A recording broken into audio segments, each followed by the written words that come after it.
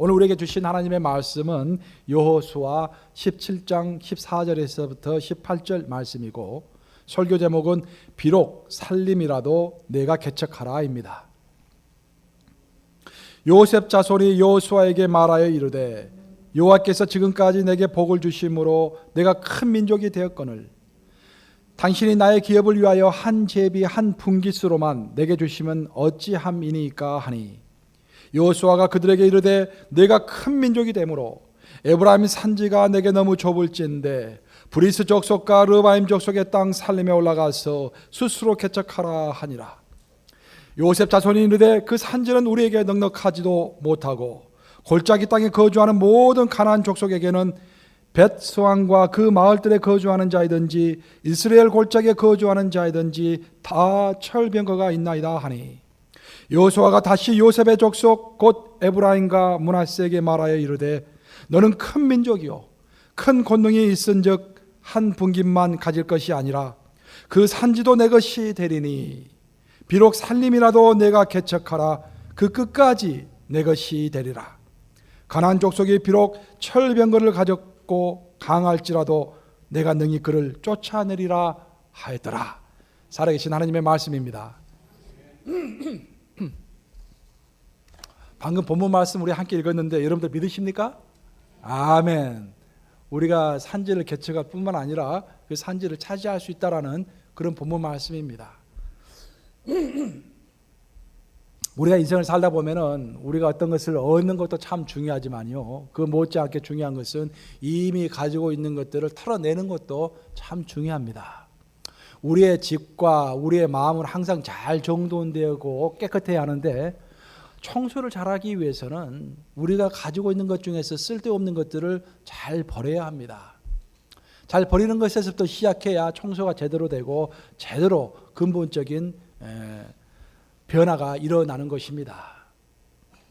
수년 전에 미국의 한 방송사에서 서바이벌, 한국말로 하면은 생존이라는 그런 말이 되겠는데요, 그 서바이벌 프로그램을 제작해서 방영한 적이 있습니다. 그 방송사는 거대한 상금을 걸고서 참여자들을 이제 모집했습니다. 그리고 많은 참가자들을 데리고 어느 한 무인도에 가서 그 사람들을 떨쳐놉니다. 그리고 그 사람들이 끝까지 견디는 사람, 그 사람에게 그 상금을 주는 것입니다. 그 게임에는 한 가지 규칙이 있었는데, 그 규칙은 매일 밤 그 참가자들이 함께 다 모여가지고 우리들 가운데 우리가 생존하는데 전혀 쓸모가 없는 사람이 누구인가, 그것을 투표를 해서 결정한 다음에 그 사람을 쫓아내는 것입니다.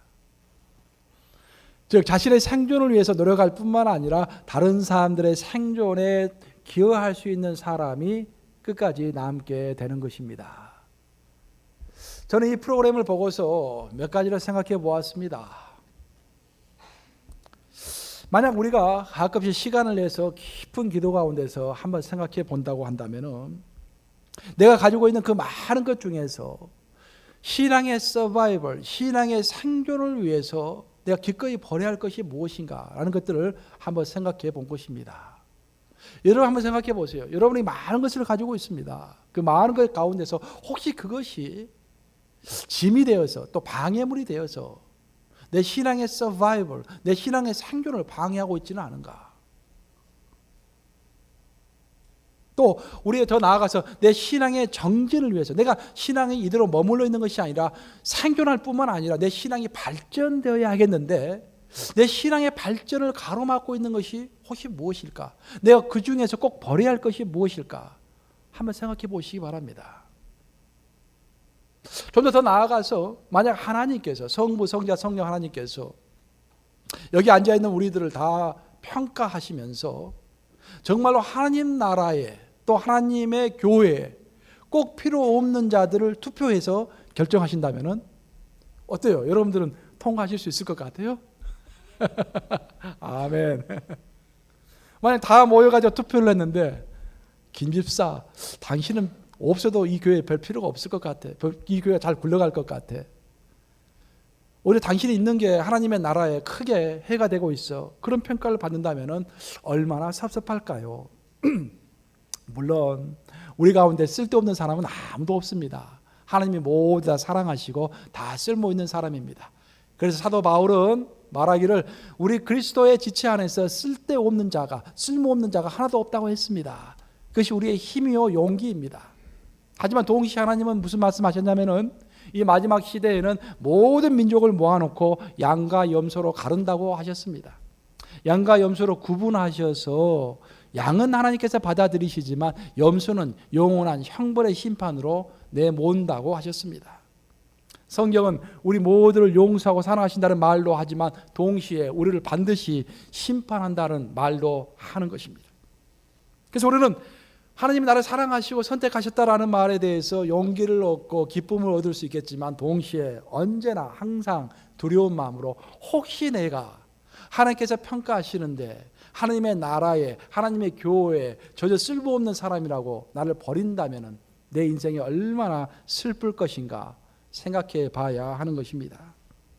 오늘 본문에서 지목이 되고 있는 요셉 자손, 요셉 자손이라면은 요셉의 두 아들 므낫세와 에브라임을 뜻합니다. 그 자손들에 관한 이야기입니다. 그 자손들은 아주 자신만만했습니다. 우리야말로 하나님께서 정말로 사랑하시고 축복하셨던 요셉의 자손들이고 또 우리는 아주 큰 민족이다라고 스스로를 높이고 있는 것입니다. 우리는 큰 민족이기 때문에 이스라엘 민족 가운데서 반드시 필요한 민족이다라고 스스로를 평가하고 있었습니다. 하지만 실상은 사실은 그들이 그런 자만심 때문에 헛된 프라이드 때문에 이스라엘 민족에게 큰 짐이 되었던 그런 민족입니다.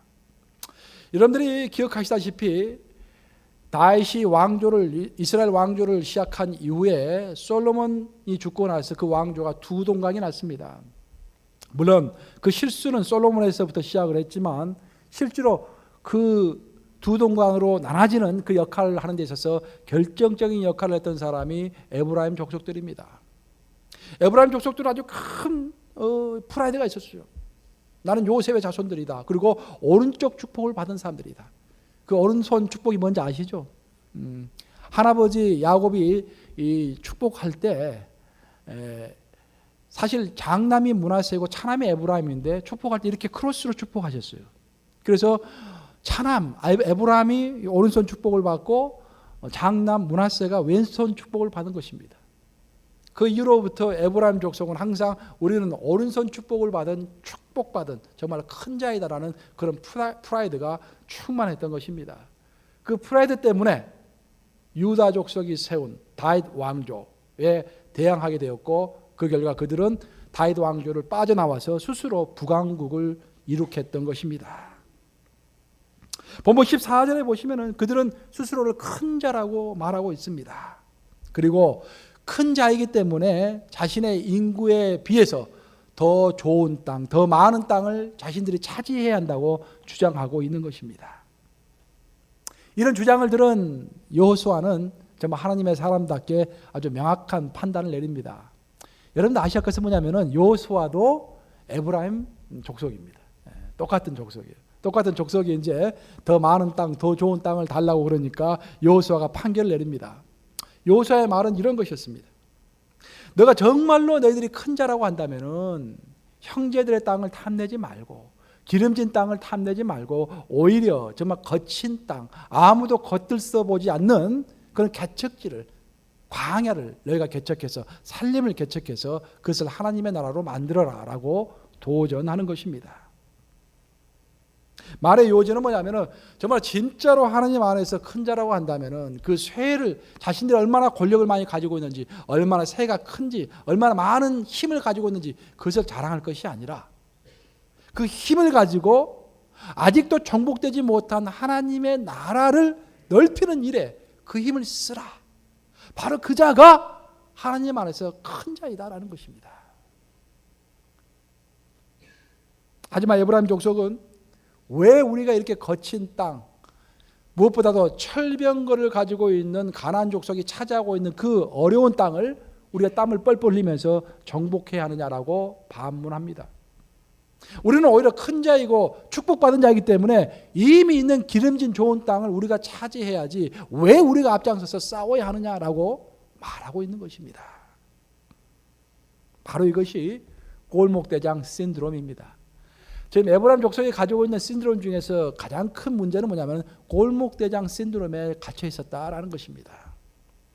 한 민족 안에서만, 한 공동체 안에서만, 한 가정에서만 큰 소리치고 큰 자라고 떵떵거리지만 사실 자신을 희생해서 어떤 사람을 돕고 하나님 나라를 넓히는 일에는 별로 관심이 없었던 것입니다. 그것이 하나님 나라에서 골목대장 신드롬입니다. 우리 가운데도 얼마나 그런 사람들이 많이 있는지 모릅니다. 멀리 갈 필요 없이 저는 제 자신을 한번 생각해 보았습니다. 하나님의 나라에서 나는 정말로 큰 자인가 아니면 골목대장인가? 더 기름진 땅만 달라고 하고 더 좋은 것만 달라고 하고 혹시 머물러 있지는 않는가? 여러분 어떻습니까? 여러분 하나님의 나라에서 여러분들은 큰 자입니까? 아니면 골목대장입니까? 또 우리 뉴욕 감역은 어떨까요? 많고 많은 하나님의 교회 중에서 정말로 큰 교회일까요? 아니면은 내 것만 탐하는 어떤 골목대장 같은 그런 조그만 교회일까요? 어떤 교회가 큰 교회인가? 어떤 교회가 장작교회인가? 장작교회 큰 교회 말 많이 하는데 어떤 교회가 정말 큰 교회라고 여러분 생각하십니까? 수가 많은 것이 큰 교회라고 생각하십니까? 여러분들 아시아 것은 뭐냐면은 수가 2,000명이 모였다고 한다면은 그 2,000명은 4,000명보다 적은 것입니다. 4,000명은 10,000명보다 적어요. 10,000명은 10만 명보다 적은 것입니다. 10만 명은 70만 명보다 적은 것입니다. 전 세계에서 제일 큰 교회는 70만 명이 모이는 교회죠. 결국 그런 식으로 따지다 보면은 큰 교회 따지다 보면은 큰 자를 양쪽으로 비유하다 보면은 전 세계에서 제일 큰 교회 하나만이 최고의 교회가 되고 나머지 교회는 별 의미가 없는 교회가 될 것입니다. 그래서 여러분들이 어떤 교회를 이야기하고 너 자신을 이야기하고 어떤 공동체를 이야기할 때 항상 그 절대적인 숫자를 가지고 이야기하는 것처럼 어리석은 것이 없습니다. 어떤 사람의 예산을 이야기합니다. 우리 교회 예산이 500만 불입니다. 500만 불이요? 1억 달러보다 적은 것입니다. 제가 원래 출신이 금융기관에 있었기 때문에 제가 젊었을 때는 금융기관에서 한 8년 동안 일을 했기 때문에 돈을 이렇게 거래하다 보면은요, 대출을 하고 이렇게 돈을 이렇게 파이낸스 이렇게 돈을 움직이다 보면은요, 처음에는 100억, 200억도 크게 보이는데 나중에는 1,000억도 적게 보여. 감각이 없어져요. 1,000억 그런가 보다 그래요. 그 제 앞에서 어떤 사람들은 자랑해요. 우리 교회 예산이 500만 불이에요. 그러면 저는 감각이 없습니다. 그걸 가지고 어떻게 자랑할 만한 돈인가? 500만 불이? 월스트리트 한번 가보세요. 500만 불 돈도 아닙니다. 그거 그렇잖아요. 이게. 절대적인 숫자를 가지고 자랑하는 것처럼 어리석은 것이 없는 것입니다. 하나님의 나라에서는 절대적인 숫자로 큰 자를 확장하는 것이 아니라 하나님의 나라에서 정말로 큰 자는 하나님의 마음을 가진 자입니다. 우리 한번 따라서 해보시겠습니다. 하나님의 나라에서 큰 자는 하나님의 마음을 가진 자이다. 하나님의 마음이라는 것이 도대체 무엇입니까? 우리 예수님께서 그런 말씀하신 거 기억하세요, 여러분들? 예수님께서 제자들에게 그런 말씀하십니다. 눈을 들어 밭을 보아라. 희어져 추수할 때가 되었도다. 근데 너희들은 아직도 추수할 날이 많이 남았다고 말하고 있다. 근데 내 마음은 그런 것이 아니다라는 거예요. 이게 무슨 말이냐면 예수님이 보시기에는 지금 믿지 않고 마지막 시대는 점점 다가오고 있는데 믿지 않은 자들이 너무 많은 것입니다. 이 땅에 추수할 사람들이 영혼들이 너무 많은 것이에요. 근데 우리들은 그렇게 이야기하는 거예요. 아직 많이 남아있어요. 선교보다 더 중요한 것이 우리 교회가 지금 서바이브 하는 것이 더 중요하고 전도보다 더 중요한 것이 우리가 프로그램 진행하는 것이 더 중요합니다. 라고 그렇게 이야기한다는 거예요. 왜 올해도 자꾸 전도해야 되고 왜 올해도 선교해야 합니까? 그렇게 이야기할 수가 있어요. 그런데 예수님의 마음은 그것이 아닌 겁니다. 예수님의 마음은 무엇보다도 지금 이 땅을 희어져 추수할 때가 되었고 금방 예수님의 재림이 다가왔는데 사람들이 전도하지 않고 사람들이 선교하지 않는 거예요. 그런 말이 있지 않습니까? 냉장고 회사가 있습니다. 냉장고 회사가 냉장고를 막 만들기 위해서 사람들이 분주합니다. 막 분주해요. 그런데 냉장고는 한 대도 생산이 안 되는 거예요. 무슨 말씀인지 알겠어요, 여러분들? 뭔가 막 사람들이 다 분주하게 움직이는데 정작 냉장고는 나오지 않는 거예요. 교회는 전도 공장입니다. 전도 공장. 잃어버린 영혼들을 구원하는 공장입니다. 그렇기 위해서 하나님께서 교회를 세우신 거예요. 전도하기 위해서 우리가 먼저 알아야 하니까 훈련을 받는 것입니다. 훈련 받고 나가서 전도하는 것이 교회의 사명입니다. 그래서 예수님께서는 이 땅의 최초의 선교사로 하늘에서 이 땅에 내려오신 것입니다. 그런데 교회 한다고 막 바빠요. 이것도 하고 저것도 하고 다 바쁘게 움직입니다. 근데 정작 전도하는 사람은 한 명도 없는 거야. 선교하는 사람은 한 명도 없는 거야. 그럼 어떻게 되는 겁니까? 그게 폐쇄하겠죠. 폐쇄. 결국 하나님 나라에서 큰 자가 누구인가? 그것은 예수님의 애타는 마음, 잃어버린 영혼들에 관한 애타는 마음, 지금 희어져 추수할 때가 되었는데 빨리 미를 추수해야 하는데 라는 그런 마음을 같이 함께 가지고 있는 자가 큰 자인 것입니다. 그런 의미에서 오늘 본문에서는 여호수아가 큰 자입니다. 여호수아는 마음이 급했습니다.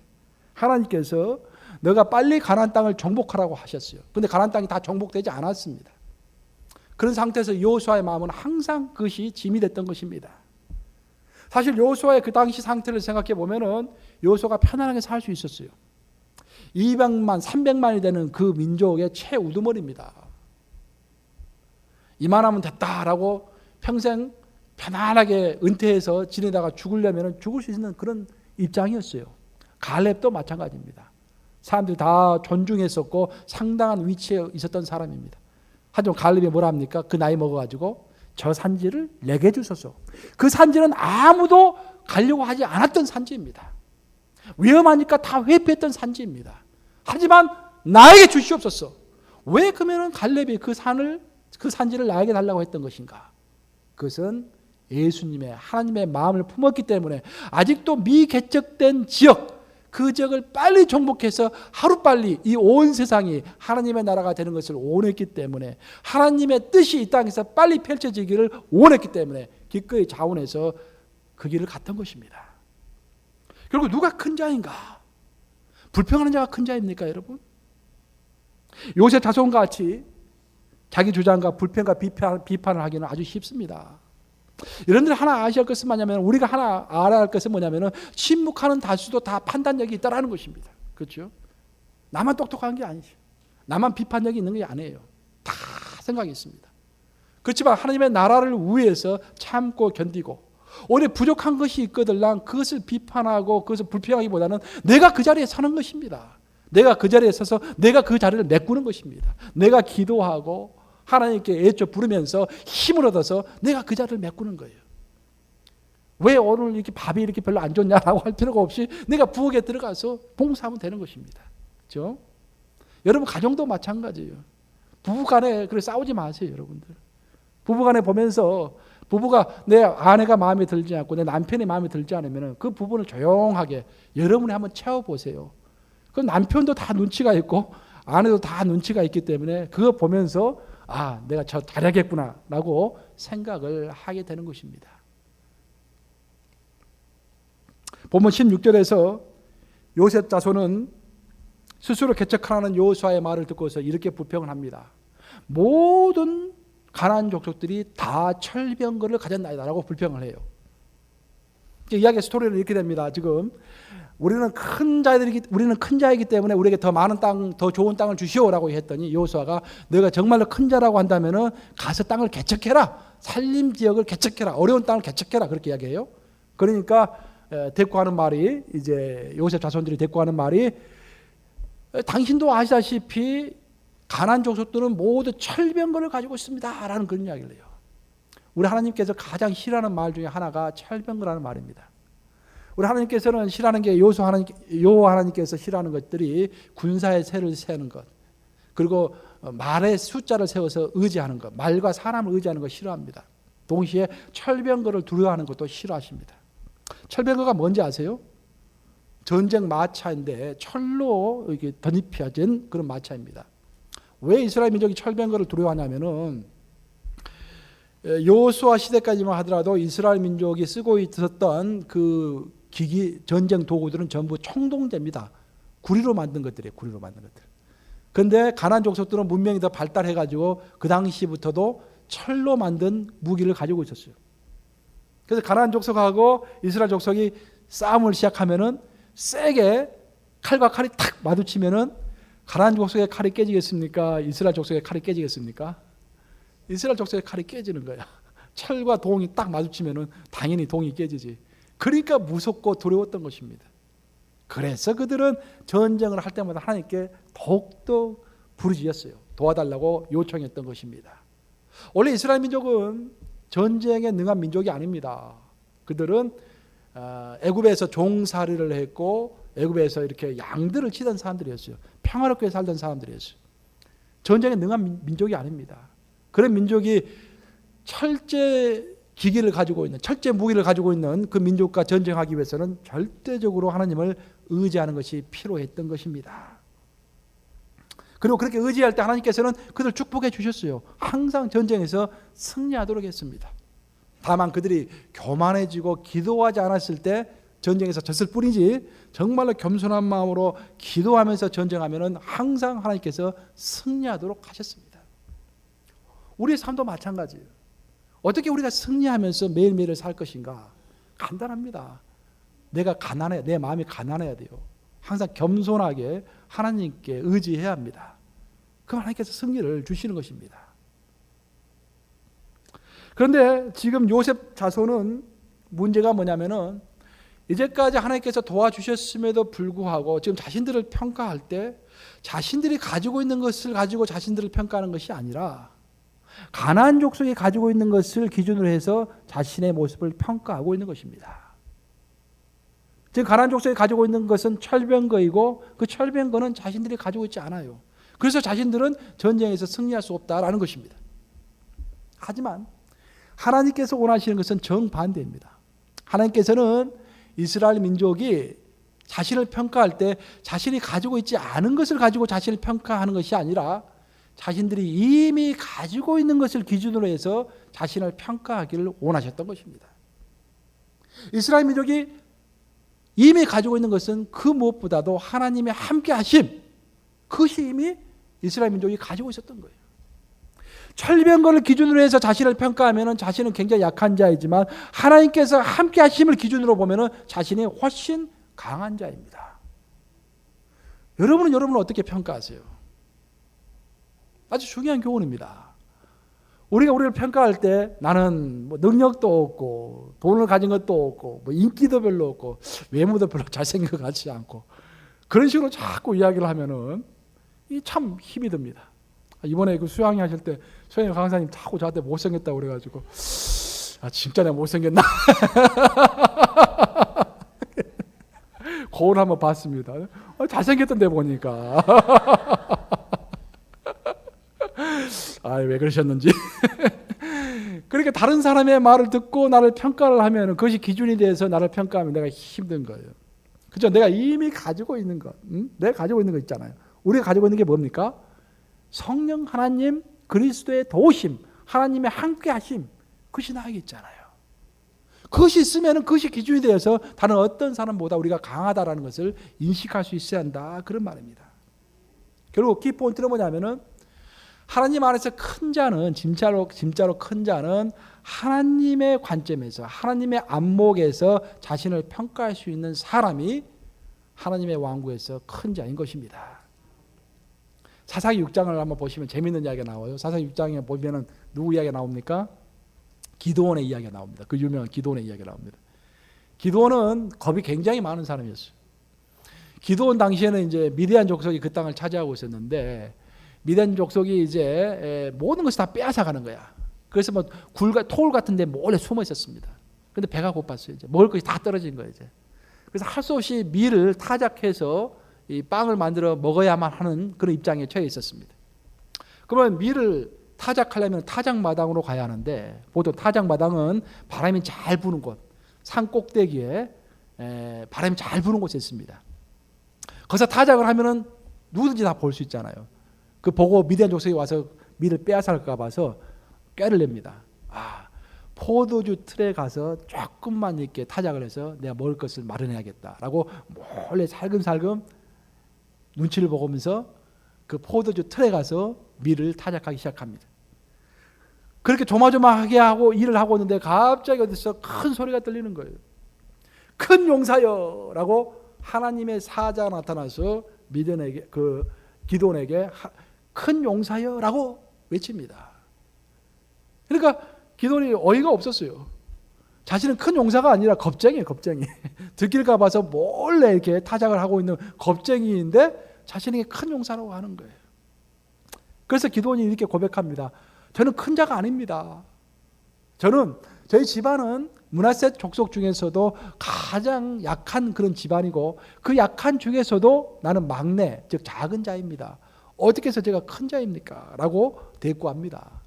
그러자 하나님께서 직접 말씀하시는데 유명한 이야기입니다. 사사기 6장 16절 한번 같이 읽어보겠습니다.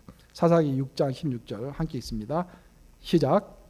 여호와께서 그에게 이르시되 내가 반드시 너와 함께하리니 내가 미디안 사람 치기를 한 사람을 치하리라 하시니라.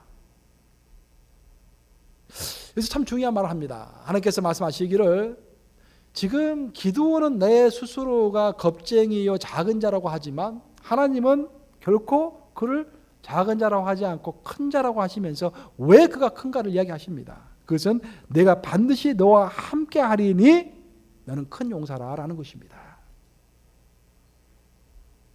바로 이것이 우리가 가진 힘이고 바로 이것이 하나님께서 우리를 보시는 우리의 모습인 것입니다. 우리가 알아야 할 것은 뭐냐면 하나님께서 우리를 보실 때는 항상 미래지향적으로 우리를 보십니다. 반대로 우리는 과거지향적으로 우리를 평가합니다. 즉 과거에 내가 어떤 업적을 이루었는가, 과거에 내 삶이 어땠는가 그런 것을 보면서 내 현재 나 자신을 평가합니다. 하나님은 그렇게 하지 않으세요. 과거에 어떤 행색으로 우리가 살았는지, 과거에 어떤 비참한 모습으로 살았는지 그거 별로 중요하지 않아요. 하나님한테는. 하나님은 항상 미래지향적으로 하나님을 만난 순간부터 이 사람이 미래에 어떻게 행동할 것인가를 미리 보고 아시고 그 마음속에 있는 믿음의 잠재력, 순종의 잠재력, 충성의 잠재력을 보고 그것이 있으면 그 자를 큰 자라고 평가하시는 것입니다.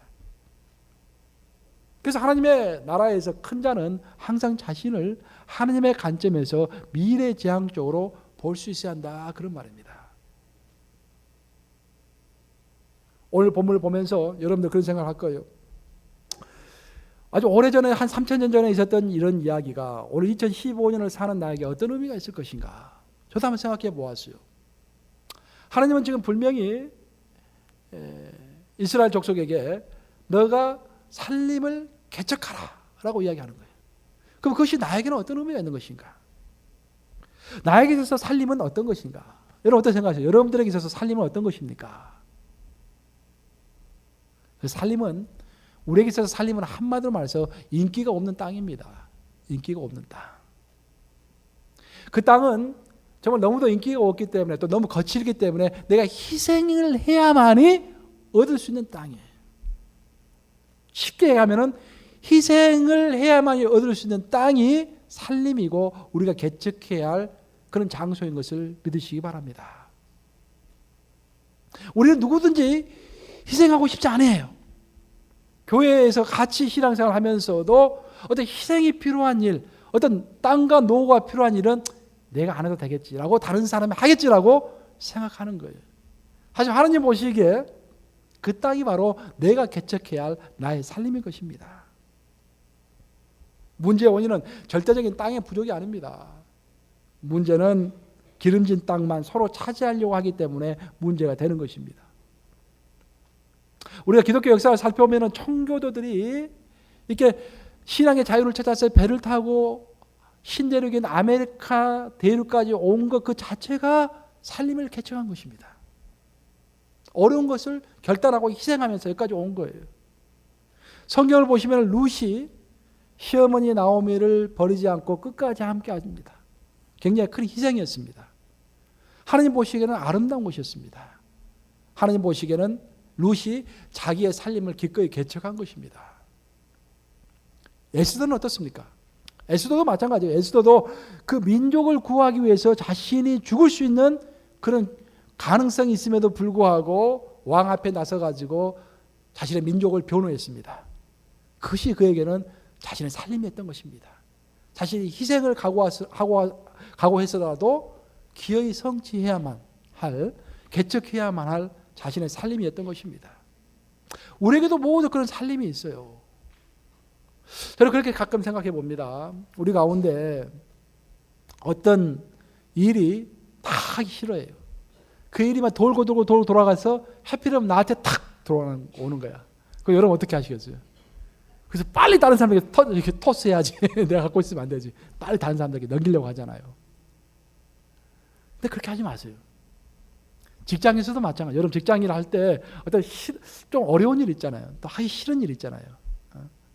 다 꺼리는 그런 일 있지 않습니까? 그런 일이 뺑뺑 돌다가 나에게 딱 오면은 하나님께서 나에게 살림을 주셨구나. 이것이 내 살림이구나. 라고 인정하시면서 그것을 아멘하고 받으시기 바랍니다. 그것이 바로 빗된 삶이에요. 교회에서도 마찬가지예요. 교회에서도 뭔가 여러 사람이 지금 하기 싫어하는 꺼리는 일이 분명히 있을 거예요. 지금 우리 지금 곧 임원들 선출하고 지금 해야 하는데 지금 이제 11월 달까지 해야 하는데 지금 뭔가 누가 좀 다 꺼리는 일들이 있다라는 거예요. 하지만 그 꺼리는 일들이 다 삥삥 돌아서 나에게로 온다고 한다면은 그것이 나의 살림인 것입니다. 또한 우리에게 살림은 한 가지만 더 이야기하겠습니다. 만약 우리가 뭔가 옳은 일인지 알면서도 내가 평생에 걸쳐서 단 한 번도 해보지 못한 일이 있다라면 그것이 바로 나의 살림입니다. 예를 들어서 여러분들이 전도해야 한다, 영혼을 구원해야 한다라는 것은 다 인정하십니다. 그걸 부인하는 사람은 아무도 없어요.